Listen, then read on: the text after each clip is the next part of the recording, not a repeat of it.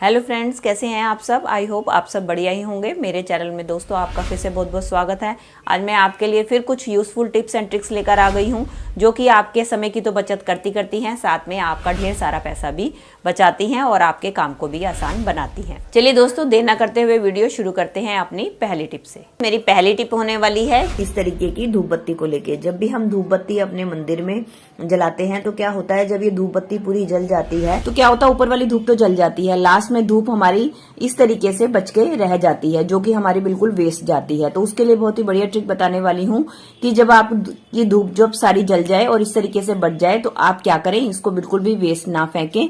आपने क्या करना है, अब हमें लेना है एक कपूर, और कपूर को लेकर हमने इसके ऊपर जो आपका ये जला हुआ हिस्सा है जो बच जाता है उसके ऊपर हमने कपूर को रख देना है, और इसके बाद हम इसको जला लेंगे। ऐसा करने से क्या होगा, एक तो आपकी ये जो बची हुई धूप है वो पूरी तरीके से जल जाएगी, और दूसरा इसके साथ जो हमने कपूर रखा है, कपूर के साथ जलाएंगे, उससे हमारे दो फायदे होंगे। एक तो हमारे घर से मक्खी मच्छर जो है सारे के सारे दूर हो जाएंगे, और दूसरा ये फायदा होगा कि कपूर जलाने से हमारे घर की नेगेटिविटी भी दूर हो जाएगी। चलिए फ्रेंड्स, मेरा अगला टिप होने वाला है दही को लेके। दोस्तों, कई बार हम घर पे दही जमाते हैं तो क्या होता है, हमसे जामन ज्यादा लग जाता है तो हमारा दही खट्टा हो जाता है, और कई बार तो गलती से दही बाहर पड़ा रह जाए तो भी खट्टा हो जाता है। तो उस कंडीशन में हम क्या करें, दही खाने में हमें बिल्कुल टेस्टी नहीं लगता खट्टा, तो उसके लिए मैं बहुत ही बढ़िया ट्रिक बताने वाली हूँ कि जिससे कि आपका दही बिल्कुल भी खट्टा नहीं होगा।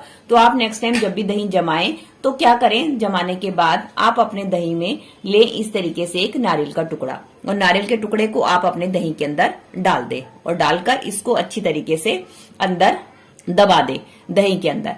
इसके बाद अगर आप अपने दही को स्टोर करके रखेंगी तो देखेंगी कि आपका दही बिल्कुल भी खट्टा नहीं होगा, क्योंकि नारियल के अंदर एक मिठास होती है, वो आपके दही को खट्टा होने नहीं देगी, उसकी मिठास आपके दही की खट्टेपन को दूर रखेगी। इस तरीके से देखेंगे तो आपका दही बिल्कुल भी खट्टा नहीं होगा।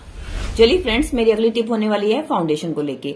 फाउंडेशन ऐसी चीज है दोस्तों, हर लेडीज इस्तेमाल करती है जब भी वो किसी फंक्शन पार्टी वगैरह में जाती है, लेकिन कई बार क्या होता है, हमारा फाउंडेशन खत्म हो चुका होता है या हमें किसी पार्टी में जाना होता है तो हमें मिलता नहीं है। तो उस टाइम पे हम क्या करें, बिना मेकअप किए तो हम जा नहीं सकते, और फाउंडेशन के बिना हमारा मेकअप अधूरा रहता है। तो उसके लिए मैं आपको बहुत ही बढ़िया ट्रिक बताने वाली हूँ कि अगर आपके पास फाउंडेशन नहीं है तो आप चुटकियों में ही कैसे घर पे फाउंडेशन तैयार कर सकते हैं। उसके लिए आपने लेनी है एक कटोरी, और इसके अंदर हम ऐड करने वाले हैं सनस्क्रीन, जो कि हमारे घर पे तो होती है, क्योंकि जब भी हम घर से बाहर जाते हैं तो धूप में हम सनस्क्रीन लगा के जाते हैं। तो हम क्या करेंगे, इसके लिए लेंगे सनस्क्रीन। इसको मैं थोड़ी सी सनस्क्रीन अपनी इस कटोरी में ऐड कर लूंगी। अपने रिक्वायरमेंट के हिसाब से आप इसको कम ज्यादा बना सकते हैं। और इसके बाद हमें दूसरी चीज की जरूरत होगी, वो है पाउडर। आप इसके अंदर ऐड करेंगे पाउडर। इसके बाद हम इन सब चीजों को अच्छी तरीके से मिला लेंगे। हमें इसको अच्छी तरीके से ब्लेंड करना है ताकि इसमें कोई भी लम्प्स ना रह जाएं और एकदम ये बिल्कुल क्रीम फॉर्म में आ जाए। ये देखिए दोस्तों, मैंने पाउडर और सनस्क्रीन को मिला लिया। अब हमें इसके अंदर डालने की जरूरत होगी तीसरी चीज, वो है कॉफी पाउडर। हम इसके अंदर थोड़ा सा ऐड करेंगे कॉफी पाउडर। अब इसके अंदर मैंने थोड़ा सा कॉफी पाउडर ऐड कर दिया है, और इसको भी हम इसके अंदर अच्छी तरीके से मिला लेंगे। और कॉफी पाउडर आपको इसके अंदर कितना ऐड करना है वो डिपेंड करता है आपके स्किन के कलर के ऊपर, आपको इसको कितना ज्यादा डार्क रखना है या लाइट शेड रखना है। तो ये देखिए, मैंने इसके अंदर कॉफी पाउडर मिला दिया है, और अब इन तीनों चीजों को मिलाकर हमारा टेक्सचर जो है एक फाउंडेशन वाला टेक्सचर आ गया है, और ये हमारा चुटकियों में घर का फाउंडेशन बनकर तैयार हो गया है। अगर आपके पास फाउंडेशन ना हो तो आप मिनटों में ही इस फाउंडेशन को घर पे बनाकर तैयार कर सकती हैं। अब मैं आपको इसको लगाकर भी दिखाती हूँ कि ये लगने के बाद कैसा इफेक्ट दिखाता है आपको। ये देखिए, अब मैं इसको अपने हाथ के ऊपर लगा के आपको दिखा रही हूँ। इसके बाद आप अपने हाथ पे इसको लगा लीजिए। ये देख सकते हैं दोस्तों, मैं अपने हाथ के ऊपर इसको लगा रही हूँ, और अब आप फर्क देख सकते हैं कि इसमें और मेरी इस वाली स्किन में कितना फर्क आपको दिखाई दे रहा होगा। आई होप कैमरे में आपको ये फर्क नजर आ रहा होगा। ये मेरा बिना फाउंडेशन वाला हाथ है, और यहाँ पर मैंने फाउंडेशन लगाया है, जो कि हमने घर पे ही अपने 2-3 चीजों की मदद से तैयार कर लिया है। चलिए फ्रेंड्स, बढ़ते हैं अगली टिप की तरफ। मेरी अगली टिप होने वाली है ब्लाउज को लेके। दोस्तों, जब भी हम अपने ब्लाउजेस को वॉशिंग मशीन में धोने के लिए डालते हैं तो ज्यादातर हम क्या करते हैं, इसको इसी तरीके से धुलने के लिए डाल देते हैं। उससे क्या होता है कि इसके हुक जो है हमारे वॉशिंग मशीन के अंदर जितने भी कपड़े धुल रहे होते हैं उनके साथ ही अटक जाते हैं, इसके कारण हमें छुटाने में काफी टाइम लगता है और दूसरा कई बार तो हमारे कपड़े भी फट जाते हैं। तो उसके लिए मैं बहुत ही बढ़िया ट्रिक लेकर आई हूं कि नेक्स्ट टाइम जब भी आप इसको ब्लाउज को आप अपने वॉशिंग मशीन में धुलने के लिए डालें तो उससे पहले एक काम जरूर करें। तो उसके लिए आपने क्या करना है, पहले ये जो आपका हुक वाला पोर्शन है इसको आपने इस तरीके से अंदर की तरफ को मोड़ देना है और उसके बाद आपने इसको इस तरीके से प्लीट्स इसकी बना लेनी है, ये देखिए। और इसके बाद आपने एक और इसको फोल्ड करना है। इस तरीके से जब आपका फोल्ड हो जाए उसके बाद आपने लेनी है कोई भी रबड़ बैंड और रबड़ बैंड की मदद से आप इसके ऊपर अच्छी तरीके से रबड़ बैंड को चढ़ा दें। इसके बाद आप इसको धुलने के लिए डालेंगे तो आप देखेंगे कि आपके जो हुक है इसके अंदर अच्छी तरीके से पैक हो जाएंगे और ये किसी दूसरे कपड़े के साथ मिलके ना तो अड़ेंगे, आपका टाइम खराब होगा और ना ही आपके दूसरे कपड़े खराब होंगे। चलिए फ्रेंड्स, बढ़ते हैं अगली टिप की तरफ। मेरी अगली टिप होने वाली है ब्लाउज को लेके। दोस्तों, हम सब लोगों का अपने अपने कपड़ों को पैक करने का अलग अलग हिसाब किताब होता है। कुछ जो है अपनी साड़ी के साथ ही ब्लाउज को पैक करके रखते हैं और कुछ लेडीज जो होती हैं ब्लाउज को अलग से पैक करके रखती हैं। तो जो लेडीज अलग से ब्लाउज को पैक करके रखती हैं तो उनके लिए बहुत ही बढ़िया हैक शेयर करने वाली हूं, जिसकी मदद से वो इस तरीके से ब्लाउज को अगर पैक करके रखेंगी तो उनकी बहुत थोड़ी सी जगह में आपके ब्लाउज ऑर्गेनाइज भी हो जाएंगे और साथ साथ बहुत ही कम जगह आपकी ऑक्यूपाई करेंगे। उसके लिए आपने क्या करना है, जैसे इस तरीके से मैंने ब्लाउज को रखा हुआ है, आपने ब्लाउज को ऐसे रख देना है और उसके बाद हम क्या करेंगे, ब्लाउज को एक के ऊपर एक फोल्ड कर देंगे। ये देखिए, मैं आपको ऐसे करके दिखाती हूँ। ये देखिए, मैंने ब्लाउज को इस तरीके से फोल्ड कर दिया है। अब हमें क्या करना है, इसकी जो स्लीव्स हैं इसकी स्लीव्स को हमने अंदर की तरफ को फोल्ड करना है और सेम जो ये हमारा आधे वाला हिस्सा रह गया है इसको भी हमने अंदर की तरफ को ऐसे फोल्ड कर देना है। अब हमने नीचे के हिस्से को उठाकर ऊपर की तरफ को लेकर आना है और अब ये जो हमारा शोल्डर वाला हिस्सा है इसको फोल्ड करते हुए हमने जो नीचे वाला पोर्शन है उसके अंदर हमें इसको डाल देना है।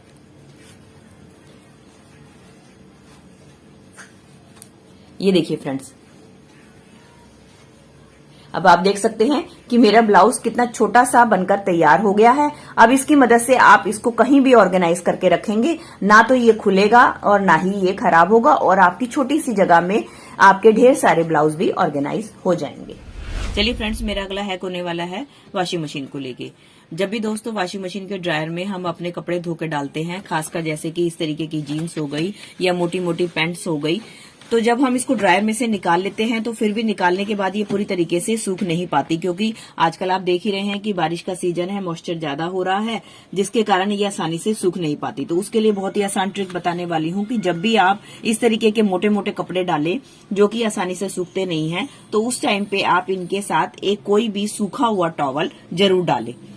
ये देखिए, जैसे कि मैंने एक सूखा टॉवल डाल दिया इन कपड़ों के ऊपर और इसके बाद आप अपने ड्रायर को चलाएंगे तो आप देखेंगे कि जो आपके कपड़े तो ड्रायर से सूखेंगे और साथ में जो एक्स्ट्रा मॉइस्चर होगा वो आपका इस तौलिए में चला जाएगा, क्योंकि तौलिया जो है सारा इसके आपकी जीन्स का मोटे कपड़ों का मॉइस्चर एब्जॉर्ब कर लेगा और तौलिया खुद गीला हो जाएगा और आपके कपड़े जो हैं वो सूख जाएंगे। उसके बाद आप अपने कपड़े सूखने के लिए डालेंगे, आप पंखे के नीचे भी डालेंगे तो झटपट आपकी जो मोटी मोटी जीन्स है वो सूख जाएंगी। अगर आपका तौलिया गीला होता है तो उसको भी आप डाल दीजिए, वो भी सूख जाएगा। दोस्तों, संतरे तो हम खा लेते हैं, अक्सर क्या होता है हम इनके जो छिलके होते हैं इनको बेकार समझकर कूड़े में फेंक देते हैं, जबकि आधे से ज़्यादा लोगों को ये नहीं पता होता संतरे से ज़्यादा इनके जो छिलके हैं वो सोने से भी कीमती हैं। अगर हम इसका सही तरीके से इस्तेमाल करें तो ये हमारे लाखों रुपए की बचत कर सकते हैं। तो आज की वीडियो में मैं आपको इसके यूजेस बताऊंगी जो कि आपके लिए बहुत ज़्यादा यूज़फुल होने वाले हैं। तो इसके लिए क्या करना है, पहले आपने संतरे लेने हैं और इस तरीके से उसके छिलकों को अलग कर लेना है।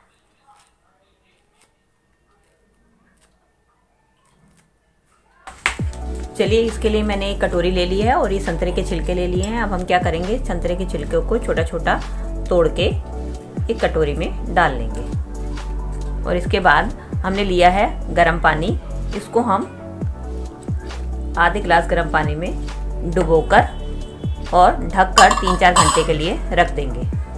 चलिए अपने ऑरेंज पील को देख लेते हैं। 3-4 घंटे हो चुके हैं। ये देखिए हमारे ऑरेंज पील अब थोड़े से सॉफ्ट भी हो चुके हैं। ये हाथ की मदद से टूट भी रहे हैं। अब हम क्या करेंगे, अब हम लेंगे एक मिक्सिंग जार और इसके अंदर इस ऑरेंज पील को पानी के साथ डाल के हम एक स्मूथ पेस्ट बना लेंगे। अब हमने इसको पीस लिया है। ये देखिए हमारा पीस के तैयार हो गया। इसको अब हम एक कटोरी में निकाल लेते हैं। अब हम क्या करेंगे, एक कटोरी लेंगे और उसके ऊपर एक छन्नी रख के अपने इस मिक्सचर को छान लेंगे। ये देखिए दोस्तों हमने इसको छान लिया है और ये जो हमारा वेस्ट बचा है इसका भी मैं आपको यूज़ बताने वाली हूँ बाद में वीडियो में, इसलिए वीडियो को लास्ट तक बने रहें इसका इस्तेमाल देखने के लिए। ये देखिए इस तरीके से हमारा ये पेस्ट तैयार हो गया है। अब हम इसके अंदर क्या ऐड करेंगे, इसमें हम ऐड करेंगे आधा चम्मच एलोवेरा जेल और अब इसके अंदर हम ऐड करेंगे अपना अगला इंग्रेडिएंट्स, ये विटामिन ई के कैप्सूल, वो अब हम इसके अंदर डाल देंगे। अब इसके अंदर पूरा कैप्सूल डाल दीजिए और इसके बाद हम इसको अच्छी तरीके से मिला देंगे। दोस्तों ये हमारा जो है फेस सीरम बनकर तैयार हो गया है। इसका इस्तेमाल आप दिन में 2 बार कर सकते हैं, एक तो पहला नहाने के बाद और दूसरा रात को सोने से पहले।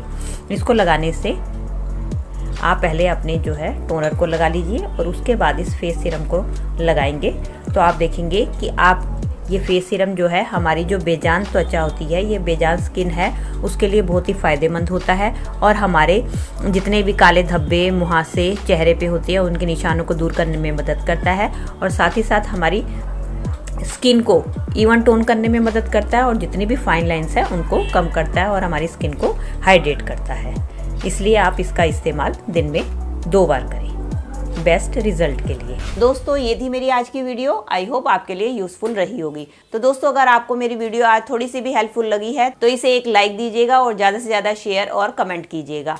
और अगर आप मेरे चैनल से जुड़े रहना चाहते हैं और इसी तरीके की यूजफुल वीडियो देखना चाहते हैं तो बेल आइकन के साथ मेरे चैनल को भी सब्सक्राइब कर दीजिएगा। मिलती हूँ नए टॉपिक और नई वीडियो के साथ। Till then take care and bye bye.